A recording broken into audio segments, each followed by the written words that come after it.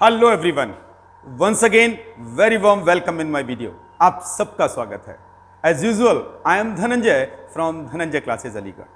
और मेरे regular viewers जानते हैं आजकल मेरा डिस्कशन चल रहा है बेसिक केमिस्ट्री को लेकर, और उम्मीद करता हूं मेरे पिछले वीडियोस के माध्यम से उन लोगों को अपनी अब बेसिक केमिस्ट्री के कॉन्सेप्ट्स क्लियर होने लगी होंगी। तो आइए आज फिर एक और बेसिक केमिस्ट्री की कॉन्सेप्ट लेकर आपके साथ हाजिर हूं, और आज का टॉपिक है हमारा ऑफ-बाउ प्रिंसिपल एक्सेप्शंस, ऑफ-बाउ के नियम के अपवाद।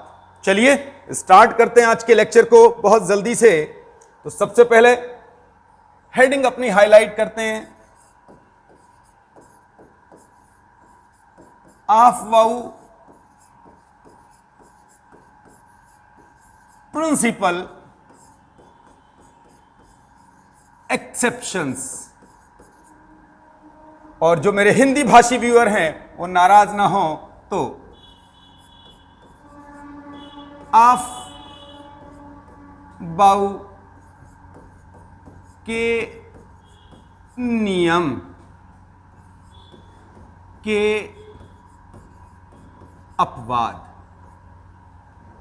उम्मीद है मेरे सारे व्यूअर्स को हेडिंग क्लियर हो गई होगी कि आज की हमारी हेडिंग क्या है, क्योंकि मैंने अपने पिछले वीडियोस के अंदर आपको ऑफ-बाउ प्रिंसिपल सिखाया था और मेरे कई सारे व्यूअर्स की यह शिकायत आई थी कि सर क्रोमियम, कॉपर, सिल्वर, कुछ एक एटॉमिक नंबर का हम इलेक्ट्रॉनिक कॉन्फ़िगरेशन नहीं कर पा रहे हैं, और करते हैं तो सर जो एनसीईआरटी बुक्स में अवेलेबल हैं आंसर्स, उनसे हमारा आंसर मैच नहीं कर रहा है। तो तय मानिएगा कहीं ना कहीं आपके पास अभी कुछ नॉलेज कम थी। कारण क्या है? क्योंकि अभी हमने केवल अपने पिछले वीडियो में ऑफ-बाउ प्रिंसिपल को डिस्कशन किया था, उसके एक्सेप्शंस को नहीं किया था। तो आज इस वीडियो के माध्यम से माय डियर आपको ऑफ-बाउ प्रिंसिपल के कुछ एक एक्सेप्शंस बताऊंगा, और उन एक्सेप्शंस के पीछे आने के कारण भी आपके लिए बताऊंगा। तो सबसे पहले तो याद रखेंगे हम कुछ एक पॉइंट्स जो बहुत बहुत बहुत इंपॉर्टेंट हैं। जो नोट करनी बात है वो ये है, अलग से लिख देता हूं जिससे आप सब के सब इन सब बातों को सीख लें। वो क्या है?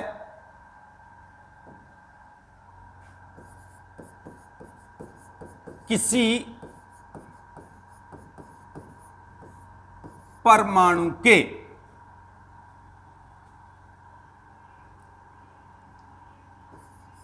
डी उपकोष में 4 या 9 इलेक्ट्रॉन नहीं रह सकते हैं। यदि आए तो वे अपने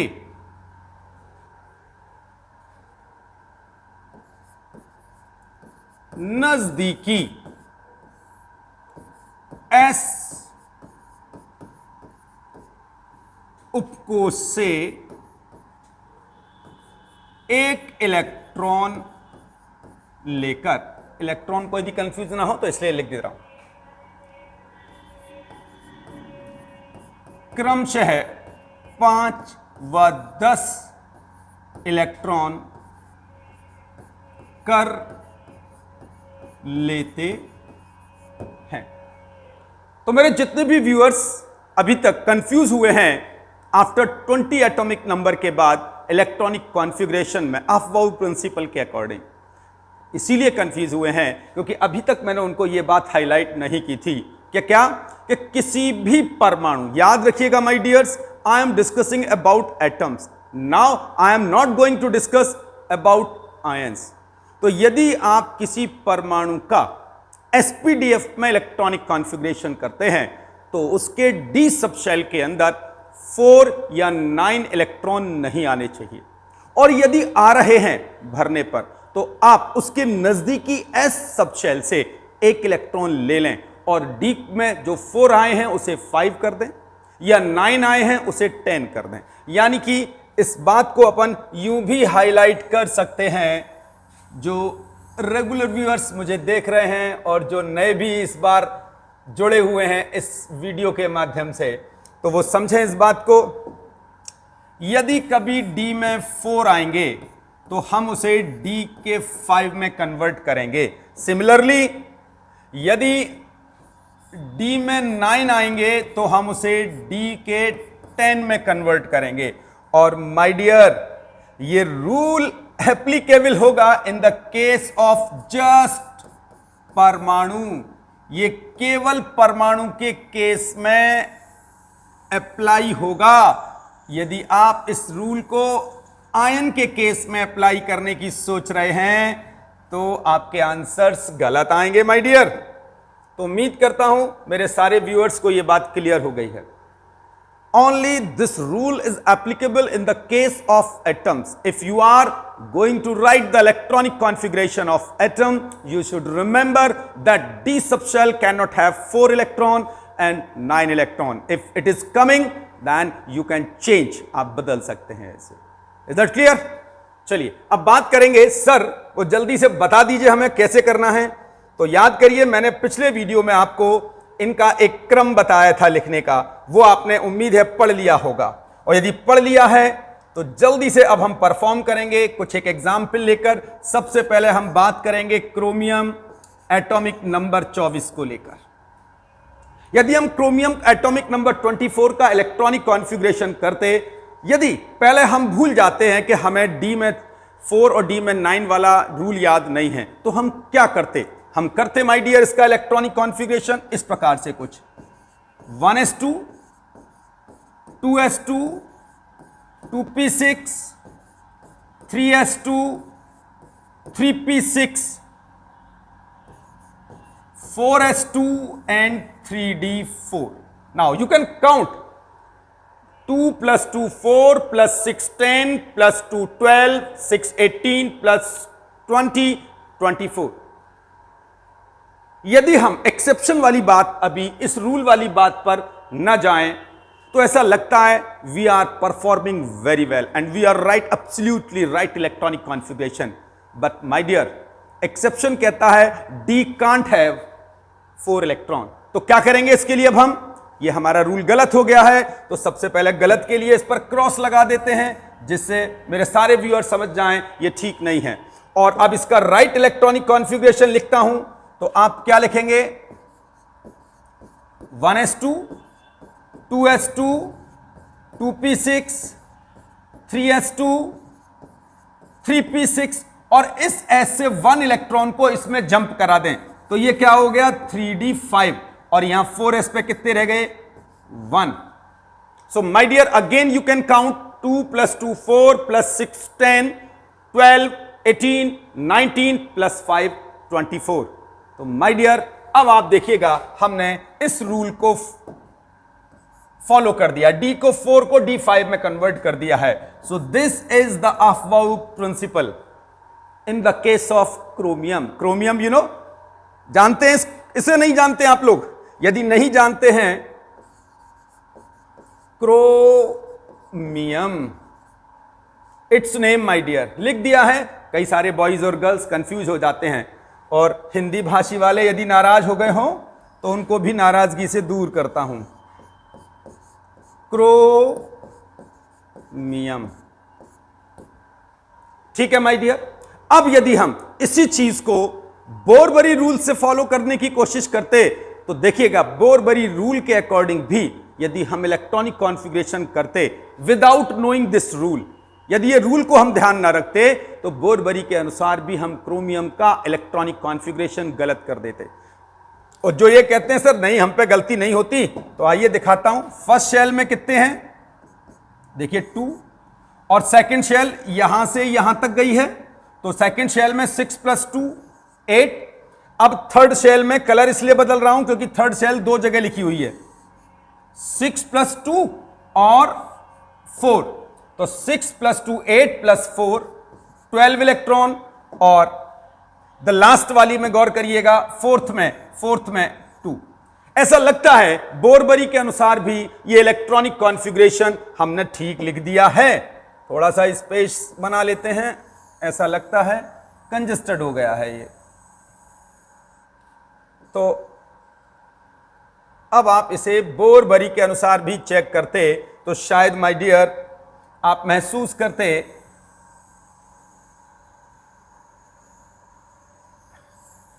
कि अब हमारा इलेक्ट्रॉनिक कॉन्फ़िगरेशन अभी ठीक, I think so now we have proper space. तो 2 + 8 + 2 + 12 शायद लगता है ठीक है, लेकिन माय डियर जब हम इस पॉइंट को फॉलो करते हैं उस हिसाब से यह भी गलत था।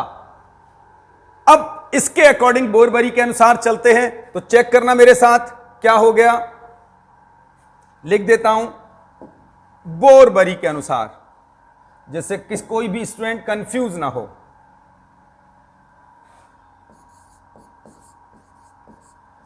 बोहर के अनुसार, या बोहर के ना लिखकर बोरबरी के अनुसार ही लिख देते हैं।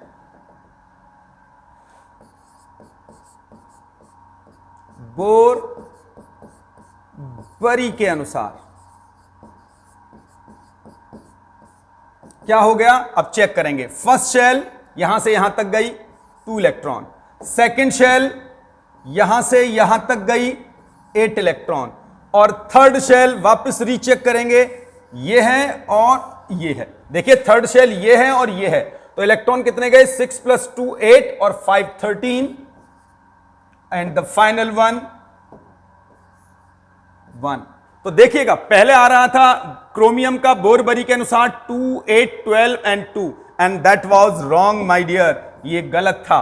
और अब आ रहा है 2 8 13 and 1 and this is absolutely right answer my dear. तो उम्मीद करता हूं क्रोमियम का इलेक्ट्रॉनिक कॉन्फ़िगरेशन अब आपको स्ट्रेस में नहीं डालेगा। तो मेरे जिन व्यूअर्स की प्रॉब्लम्स आ रही थी क्रोमियम के इलेक्ट्रॉनिक कॉन्फ़िगरेशन को लेकर, तो मैंने my dear according to the Aufbau भी शो कर दिया है दिस इज, एंड ये मैंने बोरबरी के अकॉर्डिंग भी आपको हाईलाइट कर दिया है। आइए सेकंड एग्जाम्पल पे चलते हैं जल्दी से।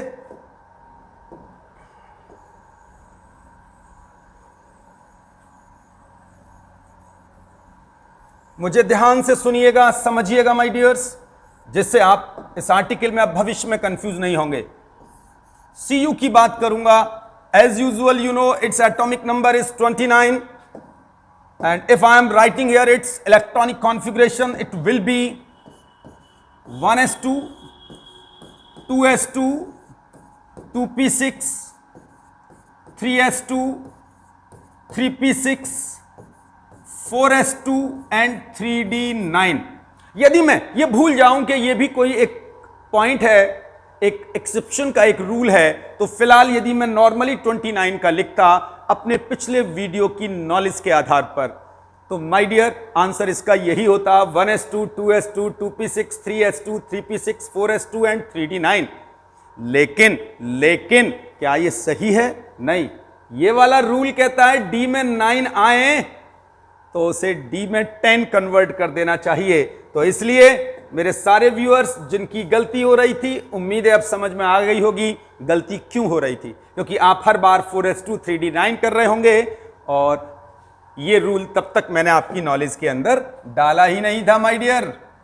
तो आइए अब इसका एग्जैक्ट आंसर, तो जो लोग पहले Cu को नहीं जानते हैं Cu को जल्दी से जान जाते हैं। कॉपर है, मेरे हिंदी भाषी नाराज हो जाते हैं तो उम्मीद है उनकी नाराजगी भी दूर हो गई होगी। तो जस्ट चेक विद मी, यदि हम देखें first shell now have 2, second now have 8 और थर्ड को वापस हाईलाइट करूंगा माय डियर, यहां से यहां तक है थर्ड और ये है। तो कुल इलेक्ट्रॉन गिनिए 6 + 2 8 + 9 17 और फाइनली आउटर में 2। ऐसा लगता है बोरबरी के अनुसार ठीक है।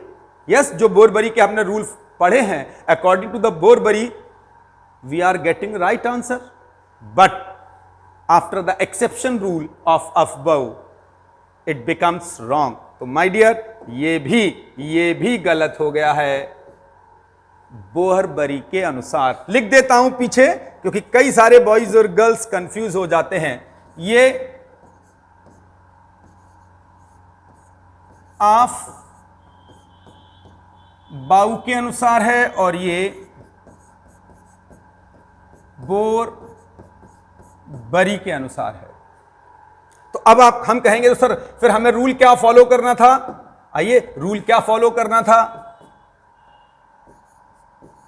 1s2, 2s2, 2p6, 3s2, 3p6 और पहले इसका एक इलेक्ट्रॉन जंप करके d में 10 कर दीजिए, और जब इसका एक इलेक्ट्रॉन इसमें गया तो इस पर एक इलेक्ट्रॉन रह गया 4s1। चेक करिए, अब भी हमने 29 का किया है। 2 + 2 4 + 6 10 + 2 12 + 6 18 19 + 10। My dear, this is the right electronic configuration according to the Aufbau principle. Is that clear? और यदि अब हम इसे वापस बोरबरी की निगाहों से देखते तो आंसर अब आपको क्लियर हो जाएगा क्या गलती होती है आप पर। फर्स्ट सेल 2 है, सेकंड यहां से यहां तक गई है 8 है, थर्ड वापस हाईलाइट कर रहा हूं क्योंकि अलग अलग जगह लिखी हुई है ऊर्जा के एनर्जी के क्रम के बदलाव के कारण।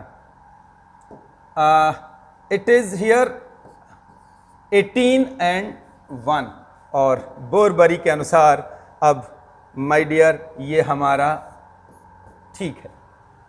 तो उम्मीद करता हूं कॉपर के केस में भी मेरे सारे स्टूडेंट समझ गए होंगे कि क्यों आपके आंसर्स गलत आ रहे थे और अब नहीं आएंगे किसी भी कीमत पर मेरे किसी भी व्यूअर का। ठीक है, एक और एग्जाम्पल लेता हूं जो उसका बहुत बहुत मोस्ट इंपॉर्टेंट माना जाता है और अधिकांशतः वो हमारे एग्जामिनेशन के अंदर आता है। तो जल्दी से बात कर लेते हैं एग्जामिनेशन में कौन सा मोस्ट इंपॉर्टेंट रह जाता है हमारा। That is silver Ag। Atomic number is 47। कई सारे viewers, sir what is it's name? Argentum, Latin language name है इसका। और नॉर्मली इसे हम लोग सिल्वर भी कहते हैं और मेरे हिंदी भाषी नाराज ना हो तो उनका ख्याल जरूर रखूंगा, इसे हम लोग चांदी भी कहते हैं। चलिए, सारे नामों से दोस्ती हो गई है। अब इलेक्ट्रॉनिक कॉन्फ़िगरेशन पे बात करेंगे। 47 का बात करूं, 1s2, 2s2, 2p6, 3s2, 3p6, 4s2, 3d10, 4p6, 5s2 and